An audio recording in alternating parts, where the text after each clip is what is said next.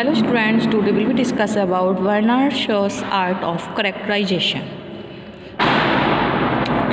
A number of critics have strongly criticized George Bernard Shaw's art of characterization and they have called static and wooden. But it goes to his credit that he enriched the dramatic literature by creating a variety of characters drawn from all the classes of modern society. At the same time, it is also a truth that he lacks almost entirely that interest in individual person which we find in the play of Shakespeare. Okay, this is because of his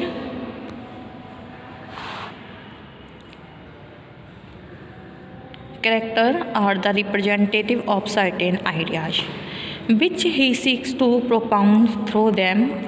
Some of them this is because his characters are the representative of certain ideas which he seeks to propound through them. Some of them are merely the mouthpieces of his theories.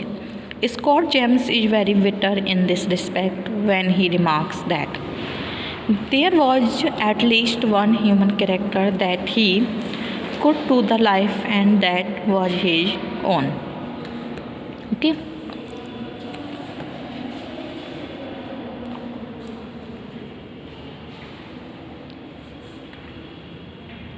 Now it has come to be recognized that after Shakespeare, no English dramatist equals George Bernard Shaw in the variety and vividness in characterization, and he has contributed many memorable characters. He has given some outstanding individuals characters such as Bluntschli and St. John. In fact, they are never mere dummies or conventional type but lively, witty and vigorous. Their vividness arises from the fact that George Bernard Shaw had the insight to enter into the minds of people and to objectivity them in the expression of their personality. The men and women whom he puts in his dramas are not shown in their natural life, but they are living people in their hidden selves. He seizes upon the silent features of his characters and emphasizes them.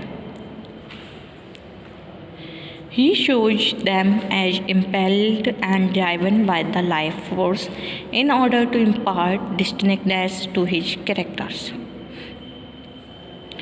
George Bernard Shaw creates suitable dramatic situations for them. These situations are full of exaggerations and the characters have to react to them. In Arms and the Men, there is strange situations of a woman controlled by romantic ideas, and she comes opposed to a realist Bluntschli. The result is the improvement of one and the superiority of the other.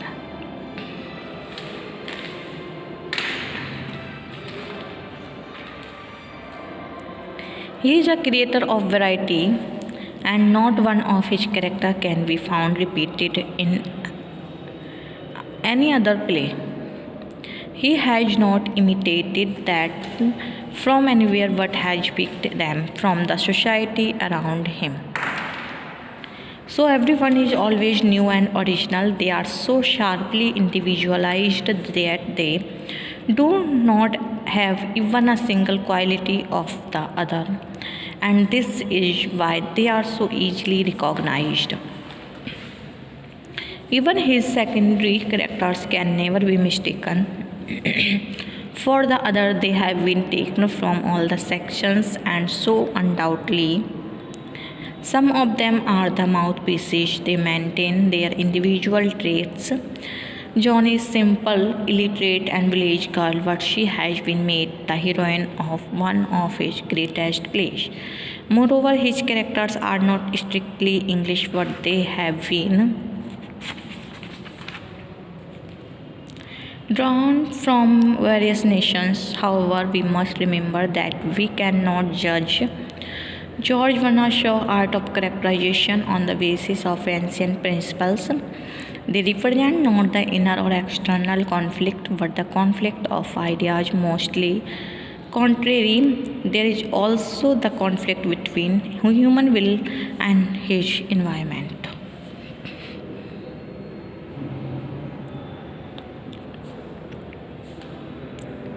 They are generally intellectuals. George Bernard Shaw's characterization is remarkable in two ways. He possesses extraordinary skill in evoking our sympathy, even for unattractive people like Mrs. Warren. Moreover, he can impart his characters with initiative power, which gives an extra dimensional personality. He creates with enthusiasm the characters of broad comedy like those of Dickens, such as Burgess. In these humorous figures, idiosyncrasies have been emphasized to create fine fun.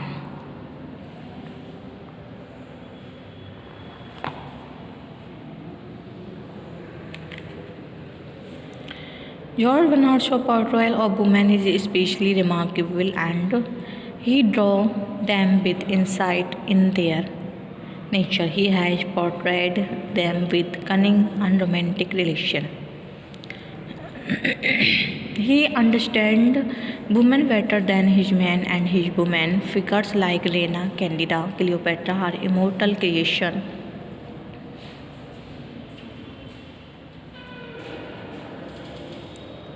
He honored women and shows that they are not only to be loved but respected and even feared. He has put them on a high pedestal. It is his women who usually take the initiative in his plays, not only in love but in everything, and thus they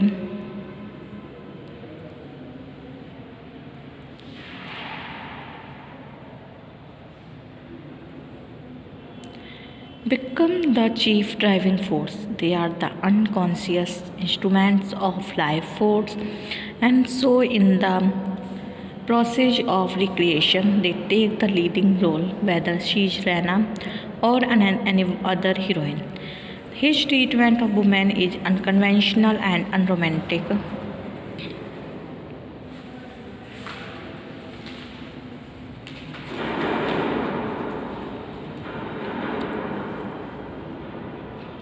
There are no conventional heroes or villain in his play. He considers the society and its conventions as the villain. In his opinion, the society was responsible for so much dirt and distortions. All this is because Shaw has created a new type of drama in which the characters stand for a particular purpose, though they may be individuals in their personal life.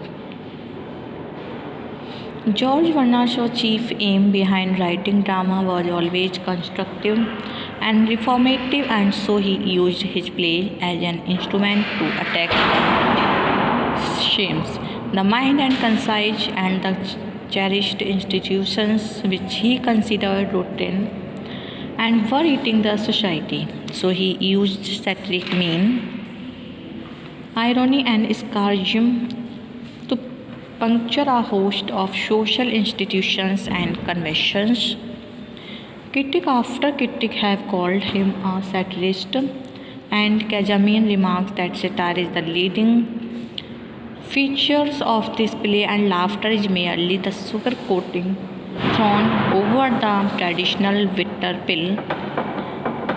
By selecting comedy as his instruments, George Bernard Shaw was following the tradition and obeying a just instinct. Laughter relieves the strain of the contrast between human conventions and facts. So his plays are full of satire.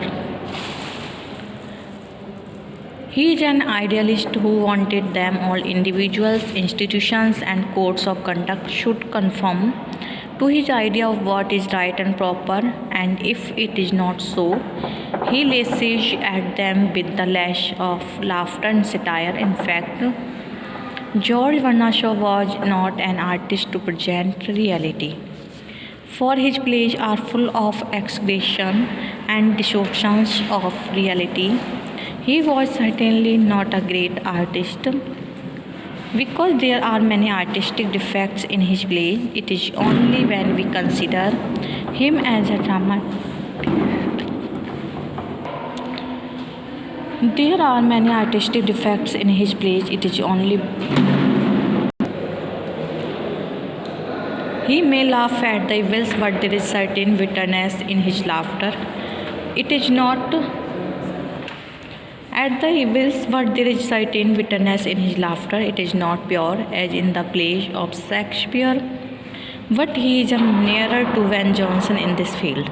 In one play after another, he analyzes the facts regarding social institutions, codes, and conventions, and exposes their weakness throughout his long dramatic career. He varied on shames and affections. He tried to pull down the